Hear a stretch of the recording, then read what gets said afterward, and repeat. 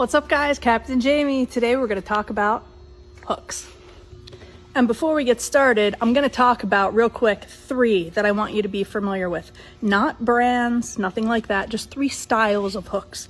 You have your J hook, which everyone knows a J hook, right? It's what you used to catch bluegills as a kid. Simple J hook. Downsides to a J hook is you got to be ready and you got to set that hook, okay? Used typically for more aggressive type fish. Then we have your circle hook.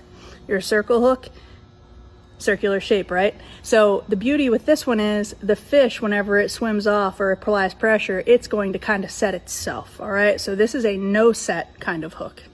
And then the third kind is a Kahle hook. It's K-A-H-L-E. A lot less people are familiar with this one. So I'm gonna show you a Kahle hook.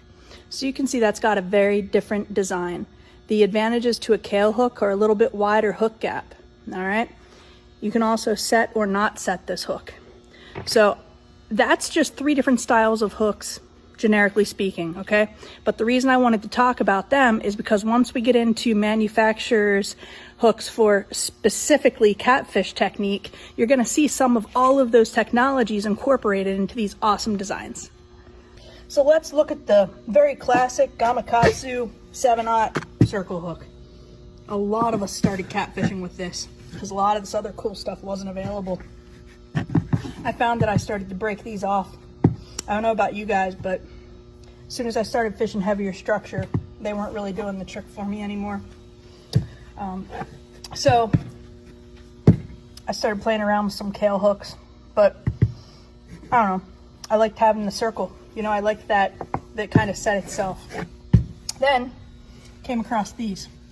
So this is the Hooker's Terminal Tackle Mad Catter hook. Mad Catter, same name as my boat.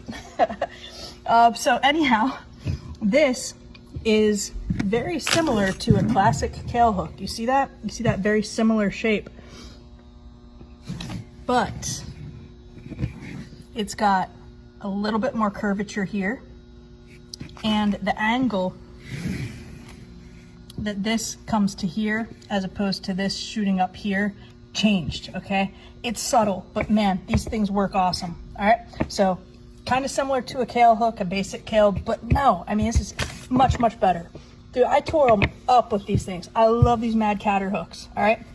Can't say a bad thing about them. I've got them in 7/0, 8, 8, and 10, all right? Awesome hooks. Then these came out. And I was like, oh man, I really like these. Do I really want to try these? I did, and well, guess what? I love these too, all right? In my opinion, these are the 2 best catfishing hooks out there, and they each have their place in application. I use Dale's hooks almost exclusively at this point. This 8/0 is almost on every single one of my rigs, all right? The red, I use more of the black because the red tends to lose its color. Just stating facts, but they are the same hook shape and they stay sharp. They're awesome, all right? But if I want that more of that Kahle shape, because sometimes I do, sometimes I want that little bit larger hook gap without going to a huge hook, all right? So I'm gonna switch back over to the Mad Catter. So I definitely go between these 2 hooks. But I just want you to take a look at these, all right? This kind of has that little bit of curved barb on it, kind of like that circle hook, all right? This has that Kahle shape to it.